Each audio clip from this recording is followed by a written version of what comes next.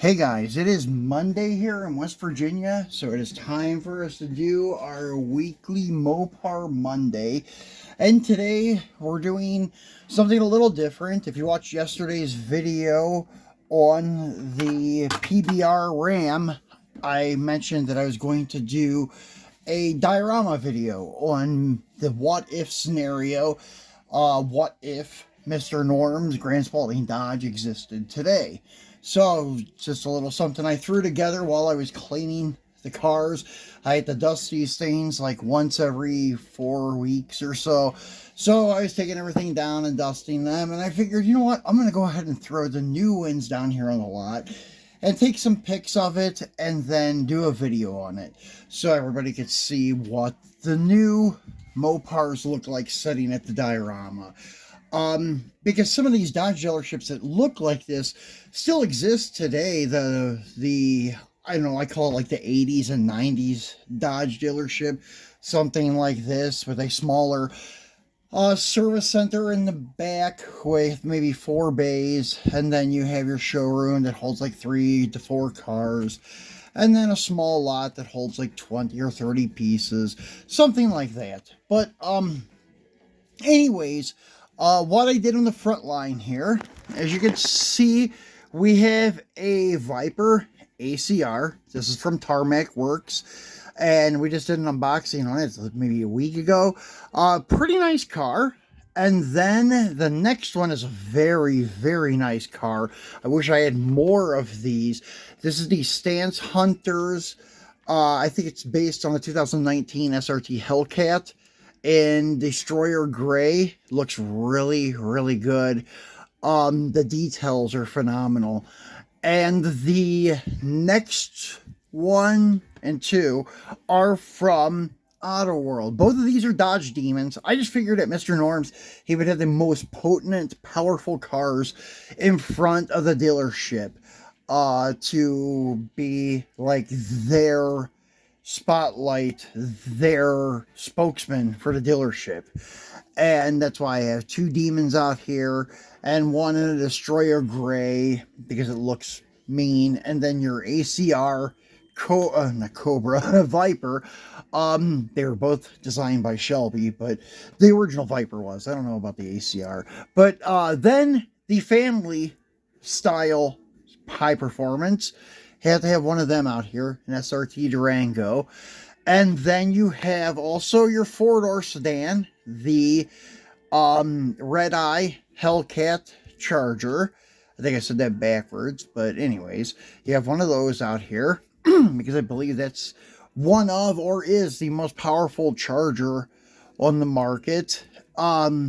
So we also have some figures out here. A guy with 2 models.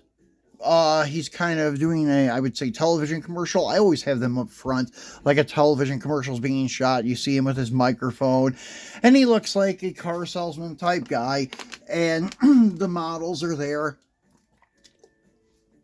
helping grab the attention for the cars, but these cars really don't need any help getting the attention because they do it all on their own. Now, because our sign here, it says Dodge Cars, Dodge Trucks, we do have a few new Rams. There's 2 over here, the Rebel, I think one's the Havoc, and I don't remember what the other one was. But we have those there, and then just on the side street, because this is the name of the dealership came from the intersection or the corner it sits on, the corner of Grand and Spaulding.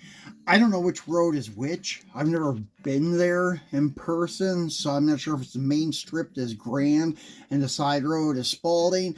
But you just have on the side road a new Challenger and an old Challenger riding by. Because I figure if Mr. Norm's was still around today, you'd have a lot of guys going there in their classics to visit the dealership and just shoot the shit with the guys that work there and the mechanics about the old stuff, the heritage of the dealership and things like that. And then that comes to why the showroom is done the way it is. Instead of being all brand new cars in the showroom, these are all old school cars. Now, the 2 in the back, One is the 64 Dodge 330 Hemi Super Stock that Mr. Norms basically started with in his racing days. Then as you got to the late 60s, he started running funny cars based on a second gen Charger. And this is the one from Greenlight, the mini Charger. It's just a two-door hardtop. It's not a funny car, but the paint job is accurate.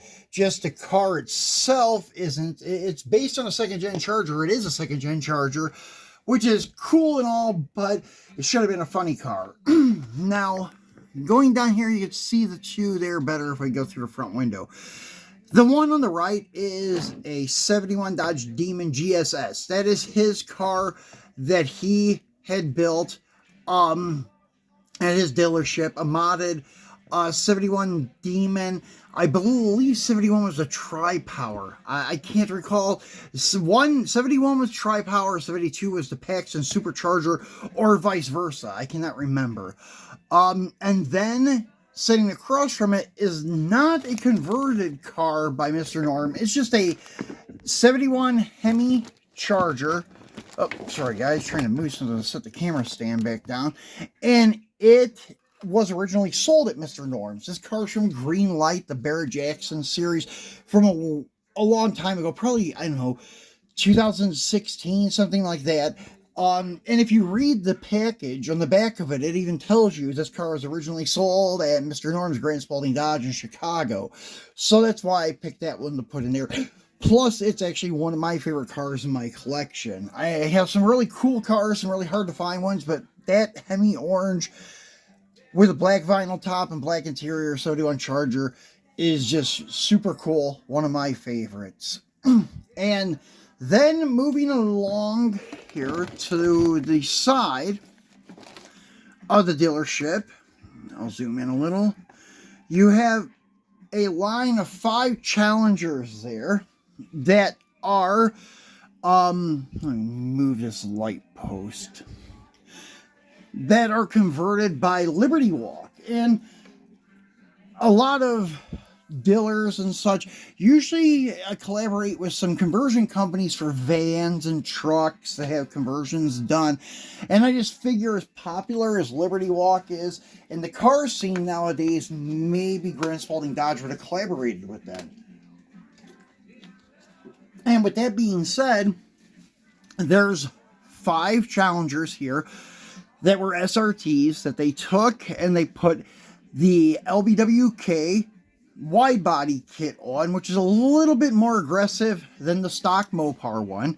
They put air ride suspension on them, the performance one, and then a set of custom wheels that are like a honeycomb style wheel that looks like a BBS style wheel that are, I forget what company makes them, but they were designed for LBWK. They threw those on there, and that's pretty much it. It was more of a aesthetics type of thing, more than performance, because Mr. Norms can definitely handle the performance end of it. And then not many of them are wrapped, except for the one that has the Moon Eyes wrap on it.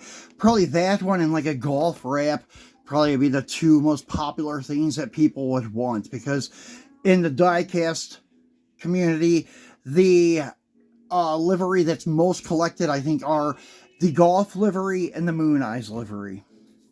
Now, we have a couple people there talking to a salesman. They brought their Jeep.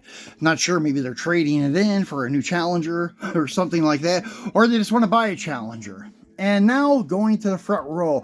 The oldest car we have on the lot is this Viper. It's the 03 from the Fast and Furious lineup that just got released. And the others are 2017 and newer.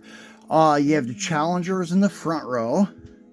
And the one having that unique color swatch wrap. And then in the second row, you have the Super Stock and Cinnamon Stick. Then you have the one that pays tribute to the Black Ghost. It is done in black with a white tail stripe and a snake skin roof, but it is a wrap. It's not a vinyl top.